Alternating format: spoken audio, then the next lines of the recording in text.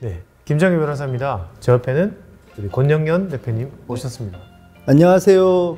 국제재무설계사 겸 보험설계사로 18년째 활동하고 있습니다. 반갑습니다. 그리고 옆에 계신 네, 안녕하세요. 저는 배우 김보리입니다. 반갑습니다. 네. 와, 반갑습니다. 감사합니다. 네, 오늘은 제한 외국인들에 대한 이야기를 좀 해볼 건데요. 지금 현재 대한민국에 외국인들이 몇 분 정도 있을까요? 제한 외국인이 네. 250만 명 있어요. 진짜 많네요. 근데 그분들이 다 카운트가 되신 분들인 거죠? 그러니까 신변이 다 확인되신 분들? 보통 그 숫자를 셀 수 있는 방법 중에 하나가 한국으로 들어올 때 출입국 관리사무소를 통과하잖아요. 두 가지를 통해서 들어오는 공식적으로 확인된 숫자입니다. 그러면 이런 거네요. 한국에 비행기든 배를 타고 100이라는 숫자가 들어왔다.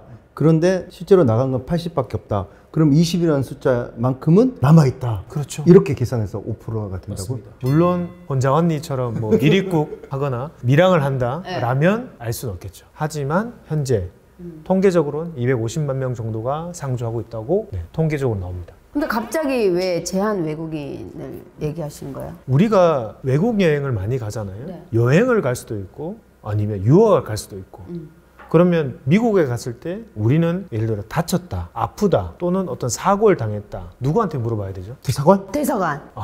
그러면 한국에 있는 외국인들은 어디를 가야 될까요? 대사관. 대사관을 통해서 모든 문제가 다 해결되면 제일 좋겠죠. 그럼에도 불구하고 도움이 될 수 있는 요소가 있다면 더 좋지 않을까라는 측면에서 이 영상을 좀 기획을 했습니다. 변호사로서의 법률적인 문제 그리고 개인이 어떻게 도움을 받기 위한 보험적인 측면에서도 권영희 대표님이 충분히 좋은 정보를 줄 수 있다는 거죠. 보험적인 거라면 어떤 거가 있어요? 그냥 일반적으로 저희 대한민국에서 사시는 분들, 국민이 다 들 수 있는 뭐 실손보험이라던가 건강보험 뭐 이런 거 다 가능한 건가요? 말씀하시는 게 민간보험이 있고 뭐 국가에서 하는 국민건강보험공단이 있을 건데 국민건강보험은 대상자 따로 정해져 있고요. 해당 대상자인 경우만 가능하고 개인보험 같은 경우에도 땡땡 생명, 땡땡 손해보험, 땡땡 화재보험 이런 것도 가입 가능한 대상자가 별도로 비자의 종류에 따라 나눠져 있습니다. 예를 들어서 한국에 장기간 거주하거나 결혼을 하거나 아니면 친척 방문을 통해서 동거하거나 이렇게 이런 분들은 아무래도 오랫동안 거주하니까 보험 가입을 편하게 좀 받아주겠지만 잠깐 여행 오신 분들 짧게 여행 오신 거나 아니면 잠깐 뭐 단기 입고 가신 분들은 저희가 그런 보험 제도 안에서 포용하기가 어렵잖아요.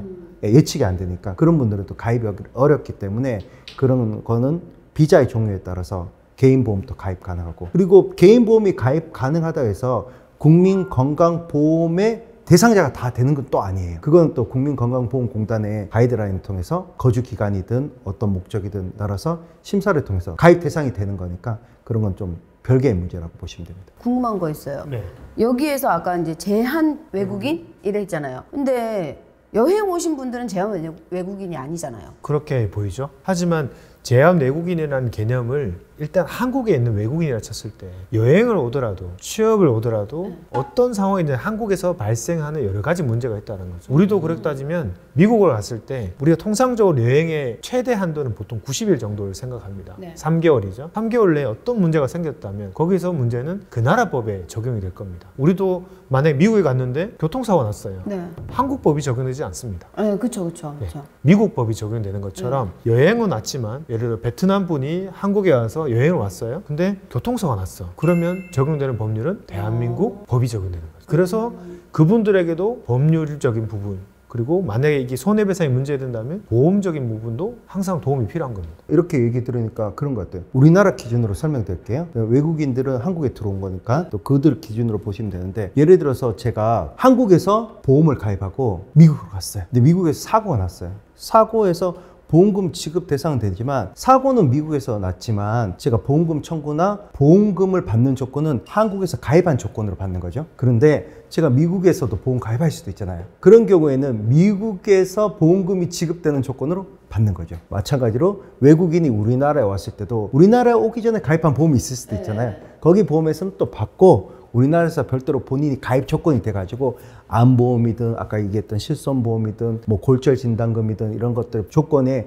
해당이 되면 우리나라 돈으로 받는 거죠. 만약에 외국에서 가입한 거는 그 나라 돈으로 받겠죠. 네, 이렇게 나눠서 생각하시면 될 것 같습니다. 실제로 지금 우리가 많이 접하는 식당이라든가 어떤 장소에 가면 한국인으로 취업을 해오신 분이 되게 많아요. 주로 많이 보는 게 조선족인 분들, 특히 네. 중국 국적을 가진 조선족인 분들이 많이 오시는데, 특히 그분들 중에 재외동포라면, 예를 들어 아버지나 어머니 쪽이 한국 분이었다라고 하면 재외동포의 자격을 가지고, 그런 경우에 한국으로 취업할 때 비자도 좀 달라집니다. 어떻게요? 그러니까 F4 형태로 받는 경우가 많아요. 그 등급이 그렇죠. 거예요? 이제 비자의 어떤 그 레벨이 좀 달라지는데, 그렇게 되면 한국으로 왔을 때 대우가 좀 달라집니다. 그 등급 또는 뭐 코드를 나눠 놓은 네. 건데, 네. 그렇게 많이 취업은 하셨어요. 예를 들어 오셨는데 그것 또한 한계가 있는 거죠. 기간, 네. 체제를 할 수 있는 기간이 있는데, 그분들이 한국에서 벌어들인 수익이 그 현지보다 높으니까 조금 더 있으려고 하는데, 예를 들어 안 된 경우에도 계속 한국에 머무는 거죠. 그러다가 사실은 체제 기간이 끝났기 때문에 돌아가야 돼요. 근데 여기 더 있고 싶으니까 그냥 계속 머물러 있는 형태. 그럼 불법 아니에요? 그래서 이제 불법 체류자 형태가 되는 경우가 많습니다. 사실 그 불법 체류의 영역은 좀 되게 디테일한 부분이 좀 있지만, 이게 불법적인 요소이다 보니까 네. 상세히 설명하기 조금 어려운 부분이 있습니다. 하지만 체류 기간을 도과한 경우에는 그분들이 한국에 머물 수는 없어요. 그럼에도 불구하고 뭐 보험적인 측면에서 할 수는 있습니다. 근데 병원을 간다 그러면 자기 신분이 노출되잖아요. 그래서 보통 그런 경우에는 발급받기가 좀 어렵습니다. 저는 다문화 가정을 이제 라디오 방송을 하면서 많이 이제 접하기는 했거든요. 네. 근데 이런 보험 쪽이나 뭐 이런 거는 처음 들어봤거든요, 솔직히. 도움을 줄 수 있는 거든 이런 쪽으로 생각을 해본 적이 없어요. 제가 그런 보험금 지급 그런 분야보다는, 혹시 제가 이제 외국에 갔어요. 근데 여기에 도움을 받아야 되는데 이 해당 분야에 이분이 전문가인지 비전문가인지 괜찮은 사람인지를 알 수가 없잖아요. 그런데 우리나라에는 정말 잘 되게 이 보험 설계사가 괜찮은 보험 설계사인지, 아니면 얼마나 경력이 오래된 사람인지, 이제 경험이 있는지 조회를 통해서 알 수 있는 제도가 있어요. 예를 들어서 네이버나 뭐 다음이나 검색창에 보험 이클린 서비스라고, 보험 이클린 서비스라도 검색해 보시면 거기에 설계사 이름과 코드를 입력하시면 그 설계사의 경력, 소속, 그리고 과거에 어느 보험회사에서부터 어디까지 있었다 이런 것들, 그리고 제재 이력, 그리고 유지율 이런 것들을 볼 수가 있거든요. 그런 것처럼 그렇게 알 수가 있는 제도가 있어요. 그런 것 같은 경우는 설계사님의 제안서를 받았어요. 보험 제안서를 받았는데 거기에 이름 그리고 코드가 있어요. 그거를 입력하면 충분히 조회가 됩니다. 이거는 외국인뿐만이 아니라 우리 국민들도, 일반 보험 소비자들도 알아두면 유용한 정보니까 이용하면 좋을 것 같아요. 그러면 변호사는 그러면 어떻게 확인할 수 있을까도 궁금해요. 있어요? 맞아요. 변호사도 이렇게 보험 이클린 서비스처럼 변호사 무슨 서비스 있을까요? 이클린은 아닐 것 같아요. 이클린은 아니고요. 대한변호사협회 나의 변호사라는, 나의 아저씨가 아니고? 나의 변호사, 나의 변호사. 왠지 이것도 드라마 하나 만들 수 있을 것 같은데요? 나의 변호사. 나의 변호사라는 프로그램이 있고요. 앱도 있고 웹도 있습니다. 거기에 들어가면 변호사를 조회할 수 있고 저도 확인할 수 있습니다. 그 제한 외국인들이 겪는 문제에 대해서 아까 그 다문화 이야기도 하셨지만 한국으로 결혼 이주로 오는 분도 되게 많아요. 실제로 근데 다문화 가정이라는 것이 결혼을 통해서 한국으로 이주하는 여성들이 대부분이 많습니다. 사실 우리가 갑자기 미국을 가거든, 아니면 우리가 한 번도 안 가본, 예를 들어 모로코를 갔어요. 내가 어떻게 뭐 주민등록을 어떻게 할지, 가족관계 등록부는 어떻게 작성할지 모르잖아요. 제가 이제 왜 이 말씀드리냐면 결혼을 통해서 오시지만 한국의 언어 그리고 한국의 문화, 한국의 제도가 익숙하지 않다는 거죠. 그분들을 도와주는 게 다문화 센터가 있습니다. 사실 제가 변호사로서 이전에 제가 법무관을 하면서 많이 경험했던 게 뭐냐면, 베트남 분들, 필리핀 분들이 한국으로 결혼을 왔어요. 예를 들어 응엔띠안 이름? 이러면 한국식 이름이 필요하다는 거죠. 그럴 때 한국 이름을 바꿔주는 역할. 제일 쉬운 게 이름을 바꿉니다. 이름 정해주셨어요? 이름을 그분한테 얘기를 하는 거죠. 그러면 김씨로 하고 싶으세요? 박씨로 하고 싶으세요? 성도요? 정해요? 성과 본을 만들고 이름까지 바꿀 수 있습니다. 와, 동일한 이름을 다 지어준 건 아니죠. 남자분들은 미남을 좋아하고 여자분들은 미녀를 좋아하시더라고요. 김미남, 김미녀로 지어준 건 아니죠. 그렇게 하셨어요. 진짜로? 그런 분도 계십니다. 그러면 제가 만나서 고객님 성함이 어떻게 되죠? 김미남이면 김정규 변호사님이 지어주신 이름이네? 반갑다고. 물론 그럴 수 있는데, 많은 분들이 자기가 좀 주목받는 이름을 한국 이름을 쓰고 싶어 하셨어요. 그래서 김씨라면 서울 김씨 이런 식으로 짓습니다. 왜냐하면 기존에 있는 본관 있잖아요. 네. 예를 들어 김씨 같은 경우는 김해, 네. 경주, 뭐 안동 이쪽은 못 씁니다. 왜 못 쓰냐면 그분들의 자기 족보에 이름이 있기 때문에 새로 만드는 성과 본에는 그런 본을 쓸 수가 없습니다. 본관 자체를. 그러면 외국인 중에 갑자기 나 독도를 너무 사랑해. 우리나라 독도를 너무 사랑하고 그래서 나 독도 김씨다. 쓸 수 있을 이렇게 것 할 수 같아요. 할 수 있겠네요. 가능합니다. 가능할 것 같아요, 진짜. 본관이 어디입니까? 이러면 독도 김가입니다. 이렇게 되는 거네요. 가능하죠. 재밌네요. 사실 그 이름만 바꿔도 그분이 외모적인 측면이 아니라면 충분히 한국으로 동화되고 쉽게 적응할 수 있는데 제가 예전에 도와드렸던 응엔띠안 씨는 이름 때문에 이미 외국인이라는 게 너무 티가 나잖아요. 네. 네. 그래서 이름을 바꿔준 경우도 있었습니다. 그러면 이름을 바꿀 때 비용 같은 거는 많이 저는 그때 법무관이었기 때문에 네. 돈을 안 받고 있었습니다. 만약에 그런 요청이 있다면 성과 본을 새로 만들고 이름을 바꾸는 데는 큰 비용이 들지 않습니다. 이 영상은 한국에 있는 외국인들을 네. 위한 거니까 간단히 또 한국인들에게 헷갈리는 것 중에 하나 설명을 네. 드릴게요. 주민등록과 가족관계 등록부가 따로 있습니다. 그렇죠. 뭐 따로 떼잖아요. 네. 뗄 때. 네, 근데 그게 관할을 하고 있는 형태가 또 달라요. 주민등록은 자치, 동사무소 형태라면 네. 가족관계 등록부를 관할하는 건 법원입니다, 사실은. 법원? 법원에서 모든 게 필요한 거고 주민등록은 사실은 행정적인 부분이에요. 주민등록증을 하는 거는 우리가 주민센터 가면 주민등록증 발급받을 수 있어요. 네. 근데 가족관계 등록과에 관련한 거는 법원의 요소예요. 이름을 바꾸는 형태가 되면 거기에 가족관계 등록부에도 이름이 바뀝니다.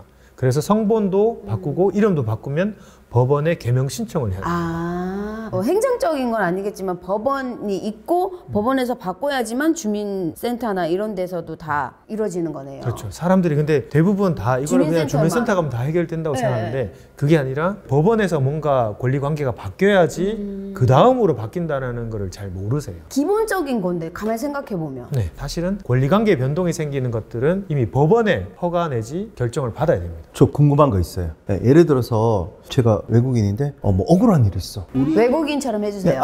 우리나라 사람들 막 해가지고 돈 받았는데 몰라. 그래서 누구한테 돈 받아? 잘한다. 대역 아니에요. 그러니까 그분들이 억울한 일을 당했어요. 네. 근데 막 주변에서 자기 동포들한테 알아봤는데도 아는 사람이 없어. 그런 경우에는 어떻게 어디 연락하는데 대표적으로 어디 연락하는 곳이 있을까요? 지원받을 수 있는? 대한법률구조공단이라는 네. 공단이 있습니다. 그게 지역별로 다 있거든요. 네. 특히 거기 가면 통역까지 가능해요. 저는 이제 2012년도에 법률구조공단의 법무관으로 근무를 했었는데 거기에도 제가 근무한 지역은 전주였어요. 전라북도 전주. 근데 거기도 외국인들이 되게 많았습니다. 그분들에 대한 통역 서비스도 가능했고 특히 우리나라에 노동자로서 많이 오시는 분들이 안산 지역이 되게 많습니다. 안산에 이제 공단 지역이 많죠. 그 공단 지역에 법률구조센터가 있거든요. 거기에 가시면 그분들이 법률적으로 좀 문제가 있을 때 통역과 함께 서비스를 제공받을 수 있어요. 따로 비용이 들거나 이런 건 외국인들의 경우에는 상담이나 이런 거는 무료로 진행이 되고요. 그리고 조건이 어느 정도 맞으면 다 소송도 그냥 비용을 없이 진행해 줍니다. 그리고 또 많은 질문을 받는 게 외국인인데 한국인을 상대로 소송할 수 있나요? 라는 질문들을 많이 받아요. 사실은 외국에 있는 사람이 외국에서 소송을 또 할 수도 있어요. 그러면 제가 한국에서 억울한 일을 당했어요. 그러고 나서 이제 귀국해야 되는 날짜가 돼서 귀국하고 제가 돌아간 그 해당 국가에서 한국 대상을 상대로 해가지고 소송을 한다는 거죠. 그렇죠. 그래서 보통 어떻게 하냐면 제가 지금 진행하고 있는 사건 중에도 미국에 있는 미국 회사가 한국에 있는 변호사를 선임을 해서 한국인을 상대로 소송을 했어요. 그렇다면 말씀하신 것처럼 한국에서 어떤 법률 문제가 생겼어요. 네. 근데 이분이 체제 기간이 끝나더라도 네. 다시 본국인 뭐 미국이든 영국이든 뭐 베트남이든 돌아가서 거기서 한국인 변호사를 선임을 해서 한국 법원에 소송을 제기할 수 있다는 거예요. 당연하게 그분이 한국에 있을 때도 한국인을 상대로 본인도 소송할 수 있어요. 근데 많은 경우에 그러면 본국으로 돌아가면 어떻게 되냐 이 문제가 있는데 가더라도 다시 소송을 할 수 있다는 거죠. 항상 그 민사소송이든 형사적인 문제든 간에 상대방에 대한 인적 정보는 알아야 됩니다. 그래야지 민사소송 같은 경우는 송달이 돼야 됩니다. 서류가 법원에 있는 서류가 송달이 돼야지 재판이 진행되는데 저 마을에 누구 앞집에 누구 이렇게 하면 할 수가 없는 거죠. 근데 외국인들이 분명히 취업을 오든 관광을 오든 분명히 사건 사고가 생기고 그에 대한 도움이 반드시 필요한데 그런 부분에서는 많이 도움을 받기가 어려워요. 그리고 인터넷 검색을 하지만 사실 정말 이분이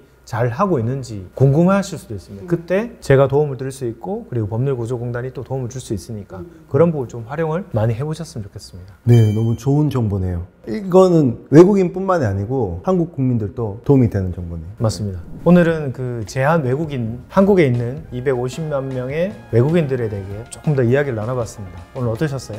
저는 너무 좋았고요. 가장 기억에 남는 거는 나의 아저씨, 뭐였죠? 나의 변호사?